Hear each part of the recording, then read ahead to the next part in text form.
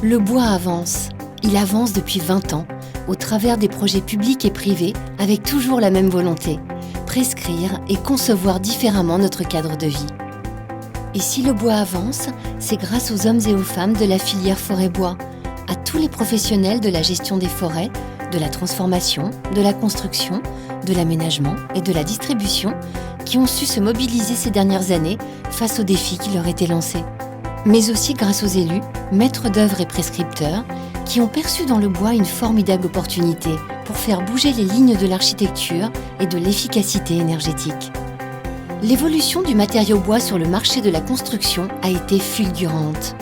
En à peine 20 ans, il est devenu un acteur incontournable de la construction, de la rénovation et de l'aménagement. Ressource naturelle et renouvelable de proximité, il plaît au grand public et se trouve même parfois plébiscité par les maîtres d'ouvrage dès l'appel d'offres, notamment pour la commande publique. De plus en plus, on voit des appels d'offres où le bois est préconisé parce qu'il y a un souhait environnemental, parce qu'il y a un souhait de la ville qui permet donc de demander, que sais-je, un gymnase en bois, une école en bois plus spécifiquement. Les maires, mais aussi l'ensemble de nos concitoyens sont intéressés par le bois. Le bois devient un matériau moderne du XXIe siècle qui sera de plus en plus demandé dans différents domaines. La construction, le bois énergie, mais aussi les biocarburants. Il y a énormément de possibilités de valoriser cette matière première. Donc moi j'ai tendance à dire à tous les prescripteurs, et notamment aux élus, osons le bois. Il faut oser le faire. Oui, on boit. Si le bois a su avancer et progresser aussi rapidement, c'est surtout grâce à la structuration de la filière forêt-bois et le développement d'outils communs. L'idée, c'était de réunir un petit peu des moyens financiers pour pouvoir développer les utilisations du bois, communiquer, former les gens, former les artisans, former les entreprises de la construction, et tout ça avec un leitmotiv qui était le développement du bois. C'est en ce sens qu'est lancé en 1994 le Comité national pour le développement du bois, organisme destiné à promouvoir le matériau bois dans son ensemble. Le plan d'action du CNDB a été reposé sur 5 points. Séduire, informer, donner envie aux gens de faire, notamment aux architectes, ça a été séquence bois. Prospecter, prescrire, c'est-à-dire effectivement aller au contact des acteurs de la construction pour leur expliquer tout ce que le bois pouvait leur apporter en termes de solutions. Former les acteurs, c'était aussi être présent, participer, notamment à Batimat, où c'est quelque chose qui continue, et puis être partenaire, nouer des partenariats avec l'ensemble des acteurs. Et c'est ces 5 points d'action qui ont constitué le moteur du développement du CNDB. Je pense qu'à partir de 1994, on a vraiment créé des outils premièrement qui permettent de travailler l'ensemble de la France avec une connexion avec les interprofessions qui permettent d'aller dans chaque région pour travailler en profondeur. On crée également des outils de communication, comme par exemple le magazine Séquence Bois.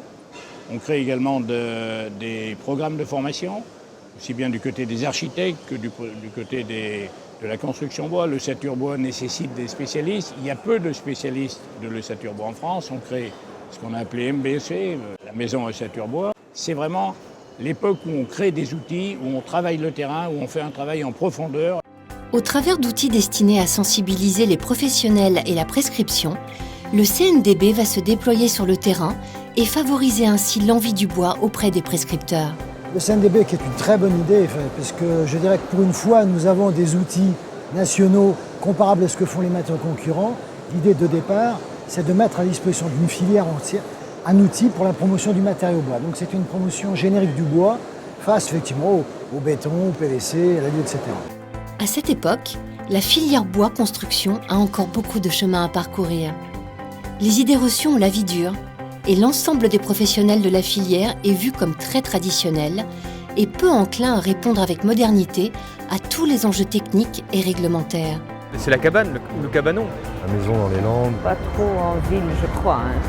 Plutôt dans des petites villes ou villages, campagnes que dans des centres très urbains. Ouais. Démarrent alors à cette époque les grandes campagnes de communication pour la promotion du bois. Ce qui est important, c'est vrai qu'à partir des années 90, la filière a commencé à communiquer. La première campagne qui a été importante pour la filière, c'était le bois avance. Et pour la première fois, la filière a fait une communication télévisée. Les premières réactions sont extrêmement positives. Les architectes qui connaissent peu le bois à cette époque-là commencent à s'intéresser à nos conférences, viennent à nos formations, on organise des voyages. Au travers des actions de communication et de formation, la filière se mobilise. Et au tournant des années 2000, l'idée est de convaincre les professionnels et le grand public des capacités du bois et de son incroyable atout environnemental. Le CO2 est capté par la forêt, et donc on peut à partir de là développer un message environnemental. Si nous laissions les arbres sur pied sans les exploiter, nous perdrions tout le travail des générations précédentes qui ont permis d'obtenir ces grumes qui vont parfaitement satisfaire nos industries. À l'époque, cette communication était essentielle pour permettre d'ouvrir la filière forêt-bois à une nouvelle génération de professionnels qui, quelques années plus tard, seraient les acteurs de celle-ci. Le bois répond à tout sur bois.com. Au cours des années 2000, le bois change véritablement d'image. Il intéresse de plus en plus de designers et d'architectes qui utilisent le matériau bois avec plaisir. Le CNDB accompagne des architectes d'abord par leur faisant découvrir le matériau bois dans la construction, dans différentes phases, la maison individuelle bien sûr, les constructions de plus importantes, petits immeubles à 2, 3, 4, voire 5 étages, tout ce qui est la réhabilitation aussi, l'isolation par l'extérieur. Il y a plein de domaines maintenant où le bois est très présent.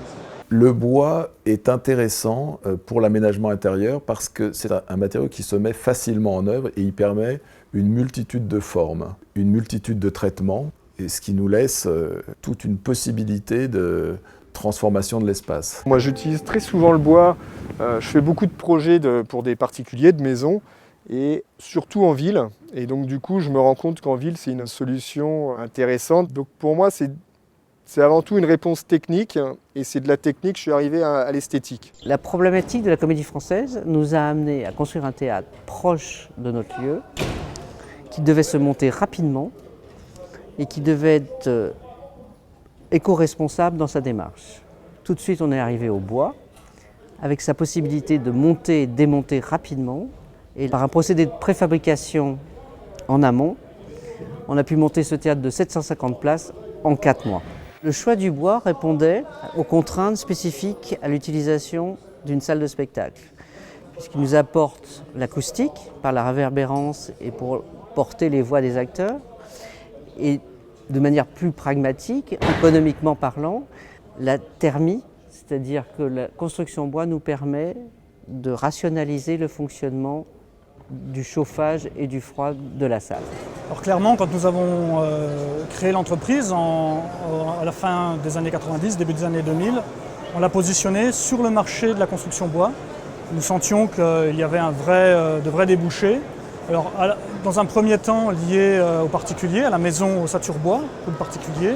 Et puis, petit à petit, effectivement, on a connu un développement du marché, de l'appel d'offres, et qui nous a finalement incité et obligé à de plus en plus préfabriquer en atelier. Le travail du bois manuel simplement m'a donné envie de poser des questions sur le travail du bois intellectuel, l'ingénierie, la recherche, le futur et l'avenir du bois. Pour moi, le bois, c'est un véritable matériau écologique, un puits de carbone qui va répondre à l'accroissement de la population de ce monde.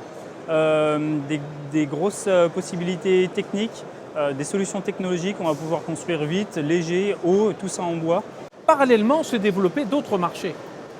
Et les plus importants qui sont développés, à la surprise générale même des industriels et des entreprises, c'est le marché, on va dire, de la mixité bois-béton. Et ça, c'est grâce au Grenelle de l'environnement. C'est que le Grenelle de l'environnement donc, a insisté pour dire à l'isolation par l'extérieur. Et à ce moment-là, on est arrivé à faire découvrir que le bois, mixé au béton, apportait des solutions aussi bien au niveau technique, rapidité de chantier, qu'isolation thermique. Nos partenaires, que ce soit les promoteurs immobiliers, que ce soit les grands constructeurs, que ce soit Bouygues, Vinci, etc., se sont accaparés cette technique. Et je dirais qu'actuellement, c'est même le marché qui est le plus porteur pour la filière bois. Les nouvelles problématiques apparues à partir de la fin des années 2000, notamment pour répondre à la transition énergétique, vont constituer un nouveau tremplin pour la filière et motiver l'ensemble de la profession à faire évoluer l'offre pour répondre à la demande des prescripteurs. Je pense que beaucoup de choses ont changé dans nos métiers. D'une part, la demande. On est devenu, pour la plupart de charpentiers, on est passé à constructeur bois. C'est-à-dire qu'on a intégré dans nos métiers les performances de l'enveloppe, que ce soit sur l'acoustique, que ce soit sur la thermique et sur la sécurité incendie également. Ça, c'est effectivement une des évolutions remarquables ces 20 dernières années. Et également, l'arrivée des logiciels qui ont complètement bouleversé nos métiers et qui nous ont permis aussi de prendre le virage suivant qui était les machines à commande numérique. Les industriels vont ainsi mettre en avant leurs solutions bois en construction publique ou privée, en réhabilitation ou bien encore en aménagement public.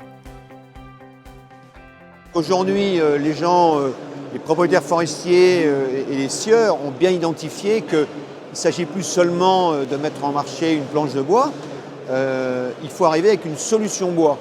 Il faut arriver avec une solution bois pour que la personne qui veut faire une démarche constructive ou d'aménagement ou de réhabilitation ou d'isolation, on lui trouve sa solution. Donc ça veut dire que le bardage, il va plus loin que le simple profil, il va aussi avec derrière le produit isolant pour qu'ensuite le prescripteur il puisse trouver un interlocuteur qui lui fournisse une solution clé en main complète. On n'a pas utilisé le bois uniquement pour la structure ou pour les façades, mais également pour toutes les menuiseries. Toutes les menuiseries et d'autres éléments d'aménagement intérieur, comme par exemple les escaliers, même les escaliers de secours sont des escaliers de secours en bois, et aussi toute une série d'éléments de finition, de faux plafonds, de parois verticales. Voilà. Le bois a été utilisé au maximum des possibilités que nous offrait ce chantier. Moi j'ai cherché un système qui soit à la fois léger pour que je puisse me fixer sur la structure existante, qui soit performant thermiquement évidemment, écologiquement intelligent. Aujourd'hui on n'a plus le droit de faire n'importe quoi, et qui me permette également de pouvoir traiter ma façade de façon assez fine parce que je voulais filtrer la lumière parce qu'on avait un bâtiment mal exposé par rapport au soleil et le bois était évident. Pour promouvoir ces solutions, la filière communique sur des réalisations emblématiques afin qu'élus et maîtres d'ouvrage prennent conscience de la capacité du bois à répondre à une multitude de défis et à sa capacité à s'adapter à de nombreuses problématiques. Des solutions performantes et de qualité, comme en témoignent les nombreux projets bois primés à travers différents concours, pour le plus grand plaisir de tous leurs acteurs. Le bois répondait finalement à toutes nos attentes, à la fois pour l'accès, le poids sur le terrain, l'économie et l'écologie du projet. Le bâtiment a reçu différents prix, à la fois un prix de la construction bois au Salon national d'Angers et un prix Prébat avec la participation de l'ADEME pour son caractère très économe en énergie. C'est vrai que c'est une forme de reconnaissance du travail accompli depuis une dizaine d'années et on est très heureux d'avoir obtenu ce prix. Je pense que voilà, on l'a partagé avec l'ensemble des salariés et c'est vrai que pour eux également, c'est une vraie reconnaissance. Durant ces 20 dernières années, la filière bois a répondu à l'ensemble des défis qu'elle a rencontrés au cours de son évolution. Les problématiques réglementaires sont tombées une à une grâce aux solutions innovantes que l'ensemble des industriels a su développer, attestant ainsi de la solidité de l'offre des solutions bois. Pour obtenir les 20% de part de marché qu'elle s'est fixée, la filière va devoir poursuivre ses efforts de recherche, de développement et d'innovation pour relever ses futurs défis techniques et permettre aux professionnels d'utiliser toutes les essences de nos forêts. La construction bois, par définition, c'est beaucoup le résineux. Or, en France, comme vous le savez tous, comme on le sait tous, on a une forêt qui est aussi feuillue. Donc il faut trouver de façon intelligente comment pouvoir relocaliser dans la construction bois une partie en feuillu. Alors ce n'est pas forcément dans la structure, ça peut être dans l'aménagement extérieur, ça peut être dans l'aménagement de la maison à l'intérieur. Donc il y a toute une réflexion qui est faite pour que ça serve, que la cause puisse servir le plus grand nombre.